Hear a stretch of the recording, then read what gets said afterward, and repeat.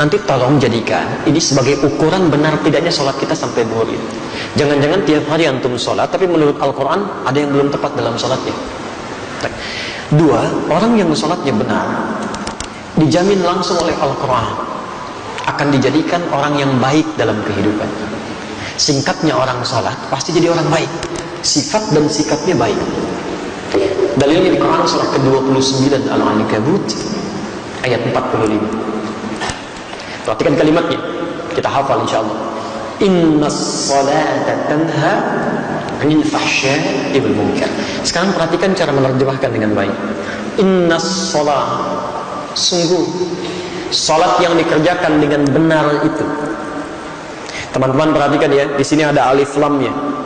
Beda antara kalimat menggunakan alif lam ma'rifah dengan yang tidak menggunakan alif lam nakirah. Kalau tidak pakai alif lam itu umum bentuknya, bebas, tidak ada aturan spesifik. Jadi kalau kalimat Qur'annya inna sholah, maka anda bebas menunaikannya. Mau buru-buru silahkan, mau tidak khusyuk itu pilihan. Tapi kalau kalimatnya menggunakan alif lam inna sholah, maka itu ma'rifah khusus, ada aturannya, ada ketentuannya, nggak bisa sembarangan, nggak bisa. Seperti artikel the dalam bahasa Arab, dalam bahasa Inggris, maaf, car, banyak itu mobil. The car yang itu, bukan yang lain. Dan semua kalimat salat dalam Al-Quran yang bermakna ibadah, itu semuanya menggunakan alif lam. Silahkan cek. Kalimat salat pertama Al-Baqarah ayat 3, posisi paling kiri pertengahan. Alladzina yu'minuna bil ghaib wa yuqimunas shalah. Al-Baqarah 43, wa aqimus shalah. 45, wasta'inu bis sabri was shalah. Selalu ada alif lamnya. Artinya cuman kalimat alif lam ini saja maknanya dalam sekali. Tunaikan salat sesuai aturan, ada ketentuannya.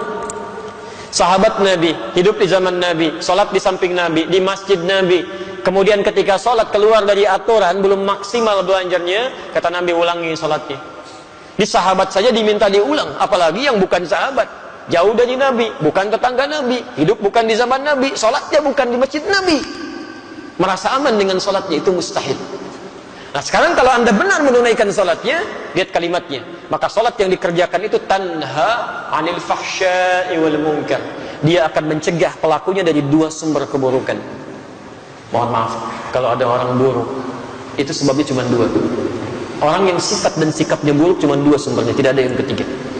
Satu, fahsya, keburukan yang bersumber dari syahwat, ya, kata-kata jorok, kotor, pornografi, porno aksi, itu fahsyah. Jadi mustahil kalau ada orang sholat, maaf, lisannya masih bisa berkata-kata kotor, itu mustahil. Kalau ada orang nggak sholat, kata-katanya kotor, dia nggak sholat. Yang aneh itu orang sholat, kata-katanya masih kotor. Itu yang keliru, pasti ada yang salah dalam sholatnya. Orang sholat, pandangannya masih tidak teratur, semua dilihat, pasti ada yang salah itu. Mungkar, keburukan yang diingkari oleh hati, sumbernya nafsu perut dan akal. Mencuri itu mungkar, korupsi itu mungkar, berselisih itu mungkar, merampok mungkar, membunuh itu mungkar. Tingkat kemungkaran paling tinggi, yang balasannya neraka jahanam itu. Apalagi membunuh orang-orang beriman itu, ya, itu jelas kalimatnya langsung. Ya, Quran surah ke-4 An-Nisa ayat 93, posisi paling kanan di pertengahan. Hati-hati. Ya. Hati-hati, wa may yaqtul mu'minan muta'ammida. Siapa yang sengaja merencanakan pembunuhan terhadap seorang beriman, satu saja nyawa orang beriman tumpah, fajaza'uhu jahannam, maka tempatnya di neraka jahanam orang itu. Wa ghadiballahu alaihi, Allah murka pada orang itu. Wa la'anahu, dan dilaknat oleh Allah. Wa 'adda lahu 'adzaban 'azima, dan disediakan siksa yang berlipat. Bahkan orang-orang semacam ini, maaf, pernah dengar masuk surga tanpa hisab? Nah, orang-orang semacam ini masuk neraka tanpa hisab. Ada di Quran surah 18 ayat 100 sampai 101, posisi paling kiri di pertengahan di atas.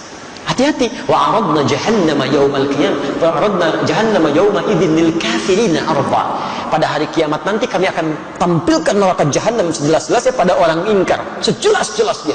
Kalau dalam bahasa kita, itu kan ada orang sibuk nanti memikirkan kitabnya, ada yang terima tangan kanan, ada yang di belakang punggungnya. Tiba-tiba ada orang-orang yang Allahu Akbar, kita di mana ya? Kita di mana nanti kitabnya? Allah sampaikan, wa aradna jahannama yauma idzin lil kafirina arba.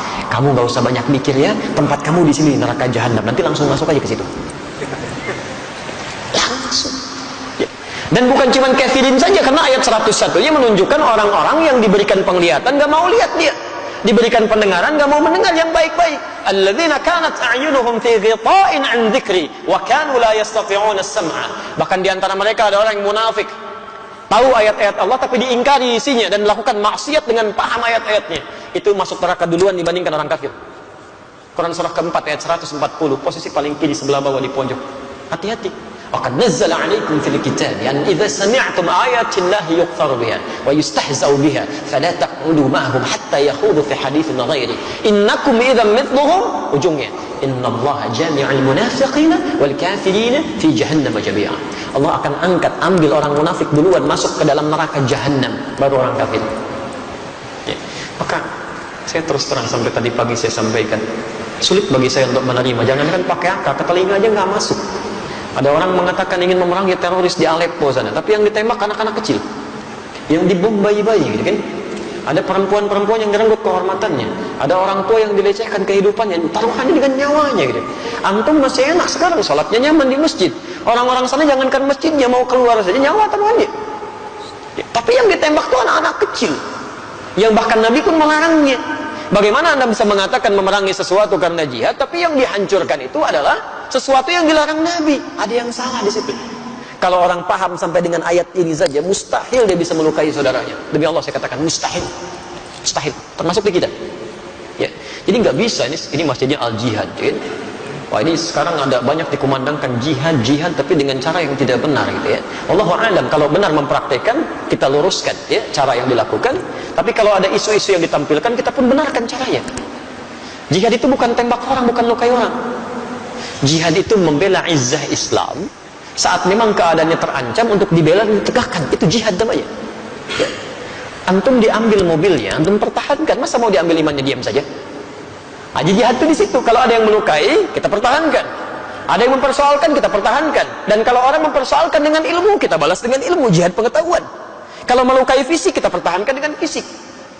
Saya pernah di Lampung ditanya itu, Ustaz, apakah bom di jalan Tamrin termasuk jihad fisabilillah?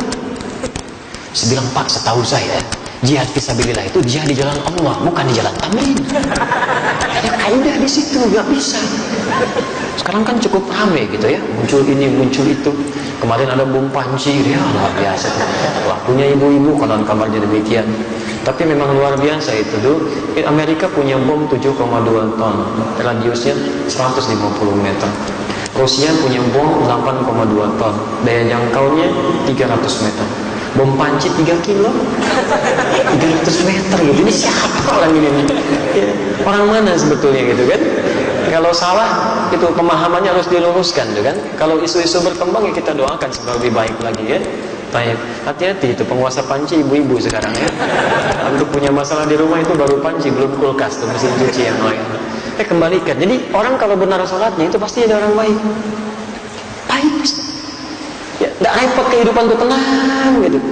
Jadi kalau sampai hari ini kita sholat tapi lisan kita masih kotor, pandangan salah, perbuatan buruk, ada yang salah dalam sholatnya. Saya nggak tahu kalau di jihad ya. Beberapa tempat mau ke masjid saja mau sholat masih takut kehilangan sandalnya. Padahal mau sholat gitu kan. Pasti ada yang keliru. 3, ukur diri kita nanti ya. Yang ketiga, orang yang benar sholatnya kata Al-Quran. Sholat yang dikerjakan pasti berdampak pada ketenangan jiwanya. Tenang. Quran surah ke-20 Taha ayat ke-14. Wa aqimis salata li dzikri. Tunaikan salat sebagai zikir kepadaku, kata Allah. Ya. Zikir itu banyak di Quran. Banyak. Ba'da salat kita zikir. Sunnahnya zikir ada di Quran surah ke-4 ayat 103, posisi paling kanan sebelah atas. Fa idza qadaytumus salata fadhkurullaha. Maka jika telah tuntas Anda tunaikan salat, segera zikir kepada Allah. Ada kalimat diajarkan oleh Rasulullah SAW. Baca Al-Quran itu zikir, karena Al-Quran sendiri disebut dengan zikir. Quran surah 15 ayat 9, posisi paling kanan di pertengahan. Inna nahnu nazzalna dzikra wa inna lahu lahafizun. Kami telah turunkan Al-Quran sebagai zikir. Jadi kalau antum sedang baca Al-Quran, itu sedang berzikir. Penghafal Quran juga sedang berzikir. Bahkan 4 kali disebutkan dalam satu surah saja, surah ke-54 Al-Qamar. ayat 17, ayat 22, ayat 32, ayat ke-40. Walaqad yassarnal Qur'ana lidzikri fahal min mudzakir. Sungguh kami telah mudahkan Al-Qur'an untuk digunakan sebagai zikir. Hafalannya disebut dengan zikir. Tapi apa fungsi zikir ini? Di tafsir Al-Quran surah 13 Ar-Ra'd ayat ke-28. Ala bi dzikrillahi tatma'innul qulub. Yakinkan pada jiwamu, pada dirimu, kalau zikirmu benar kepada Allah, dampaknya ke hati pasti tenang. Ini rumus di Quran. Antum kalau sedang kurang tenang, zikir. Di kantor sedang tidak tenang, di rumah tangga, wudu, ambil wudu, buka mushaf, baca Quran. Solusi belum datang, tapi minimal hati Anda tenang. Tenang. Hafalkan Quran. Dan puncaknya sholat. Kenapa sholat disebut puncak zikir? Karena sholat itu bisa menghimpun semua jenis zikir. Bukankah dalam sholat ada subhanallah, alhamdulillah, Allahu akbar, ada bacaan Al-Quran, ada hafalan Al-Quran, ada doa, ada istighfar. Jadi kalau semua bentuk sholat ini menghimpun semua jenis zikir, belum mampu membuat antum tenang, antum butuh apa lagi supaya hatinya tenang? Sholat itu jangankan ibadahnya, tempatnya saja, masjid tempat sholat itu dijamin di Quran menghadirkan ketenangan. Gak ada tempat paling tenang di muka bumi kecuali masjid itu, termasuk di kantor. Gak percaya silahkan. Sedang capek kerja macam-macam, masuk ke masjid, duduk setelah tahiyatul masjid, tiba-tiba nggak kerasa kipas muter, tenang, plak, tidur aja gitu. Saya pernah ke Tokyo itu, dan diajak ke Gunma. Ini nyata. Bertemu dengan ustadz dan komunitas di sana, cerita, Ustadz, sedisiplin-disiplinnya di sini, tapi ketenangan itu tidak mudah untuk didapatkan. Tingkat bunuh dirinya itu 30.000 Ustaz. Sehari bisa 100 orang bunuh diri. Dan kami pernah dibawa ke daerah Fuji yang setiap hari akan ditemukan 4-5 mayat di situ. Makanya kata Profesor Kato, sehebat-hebatnya orang Jepang yang disiplin masih kalah sama orang Muslim. Bukan orang Indonesia, orang Muslim. Ya. Jadi orang Muslim itu punya satu ajaran yang tidak ditemukan dimanapun, yang menghadirkan ketenangan dalam jiwanya. Tapi Ustaz, masih ada di Swedia satu distrik yang lebih dahsyat dibanding ini. Itu bunuh dirinya di mana aja, serampangan. Karena itu konsolnya, pemdanya sampai membuat tempat khusus lokalisasi bunuh diri. Dan jamnya diatur, jam 10 sampai jam 12. Jadi kalau datang jam 8 kepagian, datang jam 2 kesiangan, besoknya lagi gitu. Nah ini nyata kejadian, satu kali ada orang akan bunuh diri, ya jadwal dia jam 12. Ketemu dengan salah seorang di situ, Muslim, Ustadz juga, cuman di Eropa kan tampilannya agak beda. Ditanya mau kemana kamu? Mau bunuh diri. Jam berapa? Oh, jam berapa? Jam 12 katanya. Baik, sekarang kan masih ada waktu, mau ikut saya? Oh tidak, nanti saya terlambat. Terlambat? Kata Ustadznya, nanti saya berikan gantinya. Kan kalau kamu memang merasa dirugikan, saya bayar kan. Akhirnya dia ikut, dibawa ke masjid. Karena dia belum Muslim, dia nggak bisa masuk, dia nunggu di luar. Ternyata mendengarkan tausiah, ada mendengarkan bacaan Quran, Allahu Akbar. Tadi saking tenangnya duduk, ngantuk, plak tidur. Dilihat begitu pulasnya sampai lewat dari jam bunuh dirinya. Betul, jam 1, jam 2 ini nyata. Ketika sudah semakin pulas, ini tidak tega membangunkan karena kelihatan enak sekali. Begitu bangun, langsung kemudian disampaikan, saya mohon maaf tidak bangunkan. Kamu merasa nikmat sekali. Kamu sudah lewat jam bunuh dirinya. Saya ingin tanya apa yang harus saya ganti. Ternyata jawabannya cukup mengejutkan. Ini tempat apa? Masjid. Apa keutamanya? Dijelaskan. Saya tidak ingin jadi bunuh diri. Tidak jadi bunuh diri. Saya itu ingin bunuh diri karena 3 hari berturut-turut tidak bisa tidur sampai hari ini. Entah kenapa tiba di sini tiba-tiba bisa tidur. Jadi orang nggak sholat aja dekat masjid jadi tenang, apalagi yang sholat. Kalau antum sudah masuk masjid, sudah sholat gak bisa tenang juga, antum perlu apa lagi? Orang itu akhirnya masuk Islam. Peristiwa itu jadi viral kemudian di media sosial, menyebar dengan kuat sampai-sampai dipanggil oleh pemdanya, kalau kita bupatinya. Akhirnya apa yang terjadi? Di tempat lokalisasi bunuh diri tadi, di sampingnya dibuatkan tempat untuk ustadz tadi, dan ada tulisan, bagi yang ingin bunuh diri konsultasi dulu ke sini. Itu nyata gitu. Jadi kita punya teorinya, kenapa nggak kita maksimalkan? Kalau tiap hari Anda belum tenang, nggak nyaman hati, yang paling aneh itu pada urusan orang lain, Anda yang jadi nggak tenang. Yang punya masalah orang lain, kenapa Anda yang ribut dalam statusnya? Berselisih satu dengan yang lainnya. Kadang-kadang urusan yang sudah jelas masih Anda pikirin juga, itu keterlaluan. Dalam agama itu kita punya konsep, sesuatu yang sudah jelas diatur oleh Allah, nggak usah banyak dipikirin. Memang sudah begitu dipikirin pun nggak akan berubah. Mendung itu bukan urusan kita. Itu Allah yang mengatur. Mendung itu tanda hujan. Kalau sudah mendung ya siap-siap aja. Payung dikeluarkan. Itu yang dituntut ikhtiarnya, bukan dipikirkan. Duh, mendung. Kalau mendung hujan turun. Banjir. Paling macet. Ustaznya paling nggak datang, nggak jadi acaranya. Ustaznya udah nunggu duluan. Jadi nggak pas situasinya. 4. Orang yang sholatnya benar. Ini yang paling dahsyat. Dijamin langsung oleh Al-Quran. Akan dimudahkan segala urusan hidupnya. Bahkan rizkinya pun didatangkan dari sisi yang tidak dia duga. Allahu Akbar. Quran surah ke-65 At-Talaq, di akhir ayat kedua, di awal ayat ketiga, di tafsir di Quran surah kedua Al-Baqarah, di ayat yang sama 2 dan 3. Perhatikan kalimatnya. Saya beri rumus ya. Baik. Boleh saya tuliskan? Alhamdulillah. Ini bisa di bawah atau ada mic yang lain? Baik, perhatikan rumus Quran surah ke-65 di awal ayat, di akhir ayat kedua, di awal ayat ketiga. Maaf, kelihatan?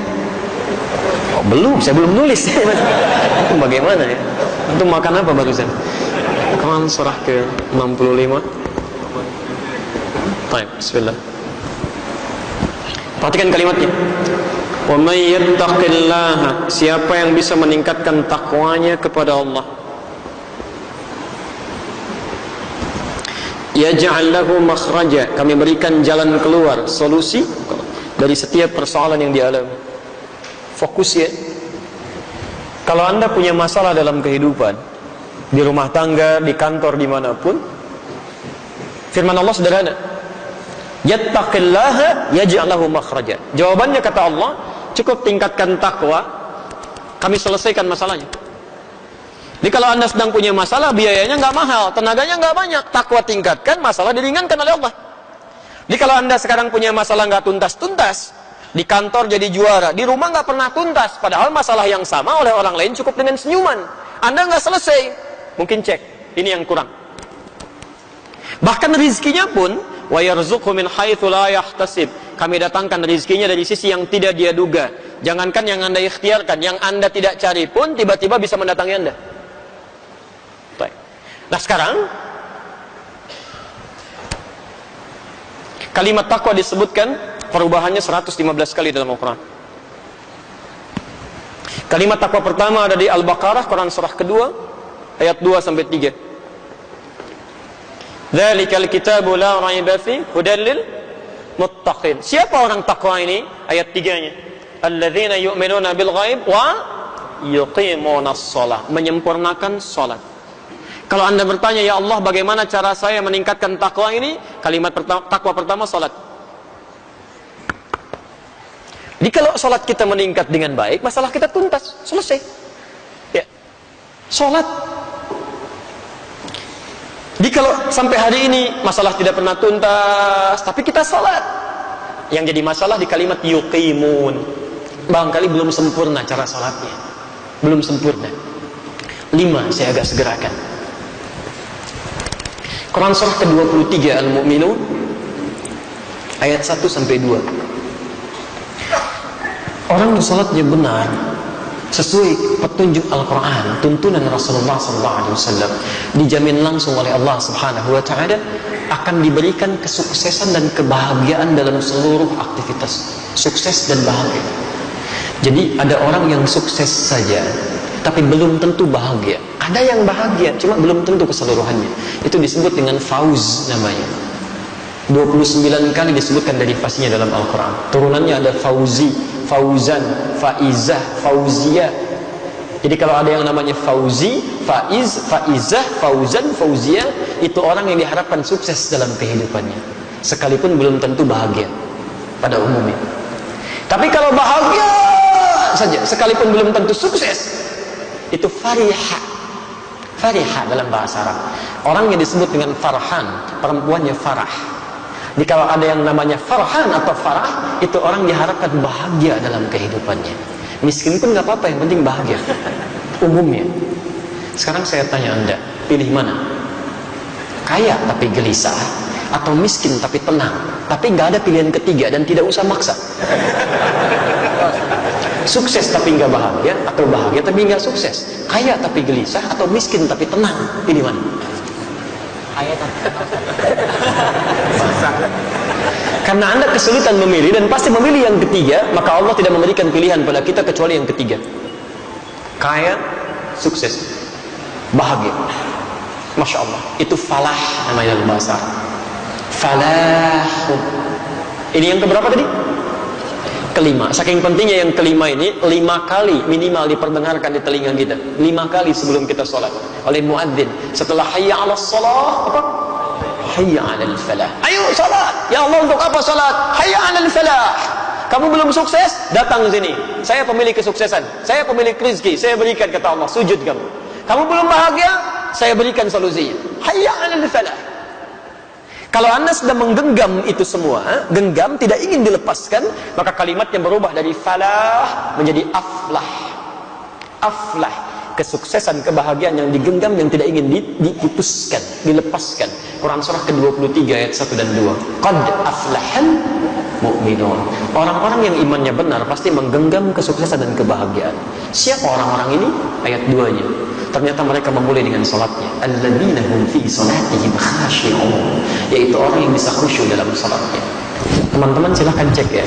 Semua sahabat Nabi dengan semua profesinya, yang pengusaha seperti Uthman bin Affan, Abdurrahman bin Auf, Tamim ad-Dari, Abu Bakar as-Siddiq, ada yang birokrat, Umar bin As, ada yang diplomat, Muawiyah bin Abi Sufyan. Masya Allah, itu sesibuk-sibuknya mereka karena paham tentang ketentuan ini, itu mereka tidak pernah meninggalkan sholat berjamaah, bahkan berlomba mengerjakan tahajud, sampai kata Imam An-Nawawi dalam kitabnya At-Tibyan fi Adab Hamalatil Quran. Imam An-Nawawi itu sebelum menulis Al-Arba'in 42 hadis, Riyadhus Shalihin 1896 hadis, beliau menulis kitab namanya At-Tibyan fi Adab Hamalatil Quran. Saya sudah cek di Indonesia ada itu yang bahasa Arabnya. Ada yang terbitan Darul Kutub Al-Islamiyah warna coklat, merah kecoklatan. Ya, antum bisa dicek halaman 38, paragraf pertama, baris 1 sampai 2, posisi paling kanan sebelah atas. Kalau terbitan kedua Darul Nafais warna kuning, halamannya 47, posisinya paling kiri, paragraf ketiga, baris 1 sampai 7. Itu bagaimana disebutkan Uthman bin Affan, Abdurrahman bin Auf, Tamim ad-Dari bukan senang saat rezekinya terus melonjak, tapi bahagianya dirasakan saat mampu tahajud di malam hari, sampai kata Imam An-Nawawi sampai bisa sampai khatam Qurannya. Sampai khatam Quran. Bisa nggak dilukiskan? Antum mau ngecek kekayaannya, silahkan bandingkan. Abdurrahman bin Auf itu kapaknya saja terbuat dari emas. Orang terkaya sekarang Bill Gates, orang terkaya sekarang nggak ada apa-apanya. Abdurrahman bin Auf kapaknya terbuat dari emas. Bill Gates itu belum tentu punya kapak. Bahkan banyak. Uthman bin Affan sampai sekarang asetnya masih ada, sudah 15 abad masih ada aja. Pernah membeli sebuah sumur yang dimonopoli oleh Yahudi. Setiap mau ngambil air, bayar, kata Uthman, saya beli sebagiannya, beli seluruhnya, beli kebun sekitarannya. Siapa yang mau silahkan ambil tanpa harus bayar lagi, saya wakafkan karena Allah. Kebunnya menghasilkan ribuan kurma. Sekarang wilayahnya bahkan dekat sumurnya akan dijadikan tempat-tempat untuk penginapan. Ada hotel-hotel yang luar biasa. Royaltinya datang dari situ, disimpan di Bank Saudi, disedekahkan lagi kepada yang membutuhkan atas nama Uthman bin Affan radhiyallahu ta'ala anhu. Sampai sekarang masih ada. Dan itu ditempuh dengan takwa itu. Jadi silahkan cek dia. Sahabat Nabi, dekat dengan Nabi, sebagian mereka bahkan menantunya Rasulullah SAW. Dijamin masuk surga oleh Nabi dengan lisannya.